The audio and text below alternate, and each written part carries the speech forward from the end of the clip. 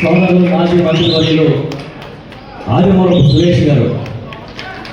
బహుశా నాకు తెలిసి మన పార్టీలో అత్యంత గొప్ప విద్యార్థికుడు ఈయన ఒక్కరే. అంటే ఇంకా ఉండొచ్చు కానీ అందరికన్నా హైయెస్ట్ డిగ్రీస్, హైయెస్ట్ క్వాలిఫికేషన్స్ ఉన్నది. పెద్దలు గౌరవనీయులు మన స్థానిక శాసనసభ్యులు ఇవాళ ఈ కార్యక్రమానికి ఒక మూల స్తంభంగా నిలబడిన చంద్రశేఖర్ రెడ్డి గారికి, గౌరవనీయులు పెద్దలు గౌరవులు దొరబాబు గారు పెద్దాపురం మన కోఆర్డినేటర్ గారికి, గౌరవనీయులు పెద్దలు ముద్రగడ గిరిబాబు గారు మన ప్రతిపాడు కోఆర్డినేటర్ గారికి, గౌరవనీయులు పెద్దలు మాజీ మంత్రివర్యులు తోట నరసింహం గారు జగంపేట కోఆర్డినేటర్ గారికి, అదేవిధంగా వేణుగోపాల్ గారు మన జిల్లా పరిషత్ చైర్మన్, ఈ గోదావరి జిల్లాల ఎస్ఐ విభాగ వర్కింగ్ ప్రెసిడెంట్ వారికి, పెద్దలు మాజీ శాసనసభ్యులు పాయకరావుపేట కోఆర్డినేటర్ కంపాల జోగుల్ గారికి, పెద్దలు గౌరవనీయులు ఇజ్రాయెల్ గారు ఎమ్మెల్సీ గారికి, గౌరవనీయులు మాజీ పార్లమెంట్ సభ్యురాలు పెద్దలు మన చింత అనురాధ గారికి, శ్రీనివాసరావు గారు టీ గన్నవరం కోఆర్డినేటర్ గారికి, అదేవిధంగా ఎమ్మెల్సీ గారు శివలక్ష్మి కుమారి గారికి, సూర్యబాబు గారు సిటీ ఎస్ఏ విభాగ అధ్యక్షుడు గారికి, అదేవిధంగా రామ్జీ గారు తోట రామ్జీ గారికి, అమ్మాజీ గారికి, ఏడుకొండల గారికి, సుజాత గారికి, శివప్రసన్న గారికి, దీప్తి గారు, ఉదయ్ గారు మాజీ డిప్యూటీ మేయర్ వారికి, జోష్వా గారు, జాన్ మెస్లీ గారు, ఇంకా వేదిక ఉన్న పెద్దలందరూ, ముందున్న పెద్దలందరికీ, మీడియా మిత్రులకి నా హృదయపూర్వక నమస్కారం. బహుశా ఒక పార్టీ, ఒక ప్రాంతీయ పార్టీ అధికారం కోల్పోయిన తర్వాత కనీసం రోడ్డు మీద రావడానికి 3 ఏళ్ళు పడుతుందని మొన్ననే మన అధికారం ఉన్నప్పుడు తెలుగుదేశం పార్టీని చూసి అర్థం చేసుకున్నాం. కానీ జగనన్న నాయకత్వంలోని మన వైఎస్ఆర్ పార్టీకి అధికారం పోయిన తర్వాత కార్యకర్తలు రోడ్డు మీద రావడానికి 3 రోజులే పట్టింది. అది మన పార్టీకి, మన నాయకుడికి ఉన్న శక్తి. ఎవరన్నా కాదన్నా ఈ పార్టీకి వెన్నుముక లాంటి ఒక సెక్షన్ ఎవరైనా ఉంటే అది ఎస్సీ సోదరులే అనేది సగర్వంగా చెప్పగలుగుతాం.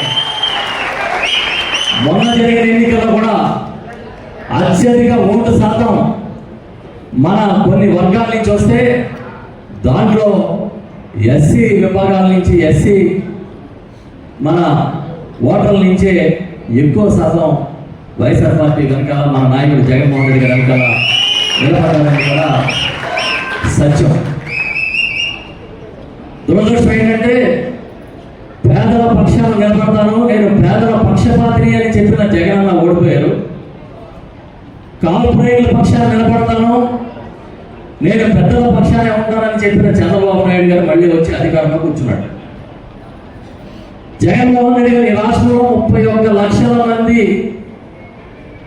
పేద బడుగు బలహీన వర్గాలకి ఇళ్ల స్థలాలు ఇస్తే చంద్రబాబు నాయుడు గారు 99 పైసలకి ఎకరం భూమి విశాఖపట్నంలో మధురవాడలో రాసిస్తున్నాడు. జగన్మోహన్ రెడ్డి గారు విజయవాడ నడిపొడ్డున ఈ దేశంలోనే ప్రపంచంలో పేరున్న స్ఫూర్తిదాతగా ఉన్న డాక్టర్ బిఆర్ అంబేద్కర్ గారి విగ్రహాన్ని పెడితే చంద్రబాబు నాయుడు గారు తాను 2 పూట పొడిచిన ఎన్టీ రామారావు గారి విగ్రహాన్ని ఇంతకన్నా పెద్ద విగ్రహాన్ని పెడతానని చెప్తా ఉన్నాడు.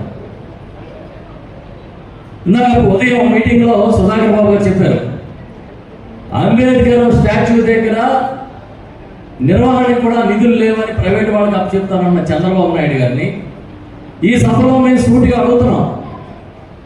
అంబేద్కర్ విగ్రహానికి నిర్వహణకు నిధులు లేని మీకు ఎన్టీఆర్ విగ్రహానికి 1750 కోట్లు ఎలా వచ్చాయి చంద్రబాబు అని అడుగుతున్నాం.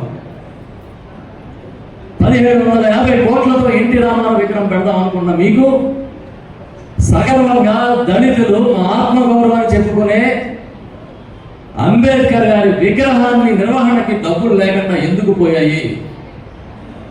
మీరు తెచ్చిన 3,18,000 కోట్ల రూపాయల అప్పు ఎక్కడికి వెళ్ళింది? ఏ ఒక్క పేద కుటుంబానికైనా మేలు చేశారా? 50 ఏళ్లకే ఎస్సీ ఎస్టీ బీసీలకి మైనార్టీలకి పెన్షన్ ఇస్తామన్న నీ హామీ ఏమైంది? ఇవాళ దళిత పారిశ్రామికవేత్తలు, ఎస్సీ ఎస్టీ పారిశ్రామికవేత్తలు వాళ్ళకి రావాల్సిన ప్రోత్సాహకాల కోసం ధర్నాలు చేస్తుంటే అరెస్టులు చేయించిన చరిత్ర చంద్రబాబు నాయుడు గారికి మిగిలిపోయిందా లేదా అని ఈ వేదిక నుంచి అడుగుతున్నాం. మాటలు కోటలు దాటుతాయి కానీ చంద్రబాబు నాయుడు గారి చేతలు తన ఆఫీస్ కూడా దాటం.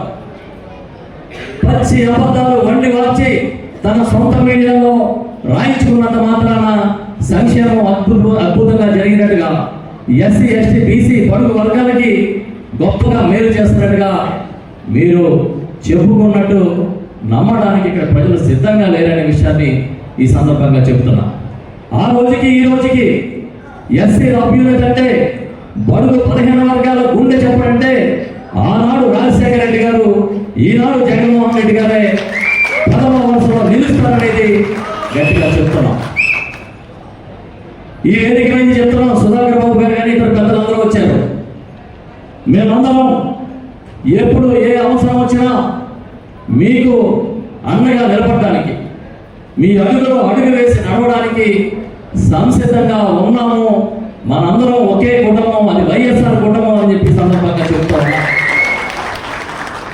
అంబేద్కర్ రాజ్యాంగాన్ని పక్కన పెట్టి రెడ్ బుక్ రాజ్యాంగాన్ని అమలు చేస్తున్న చంద్రబాబు నాయుడికి, ఆయన కొడుకుకి లోకేష్కి ఈ వేదిక మీద చెప్తున్నాం.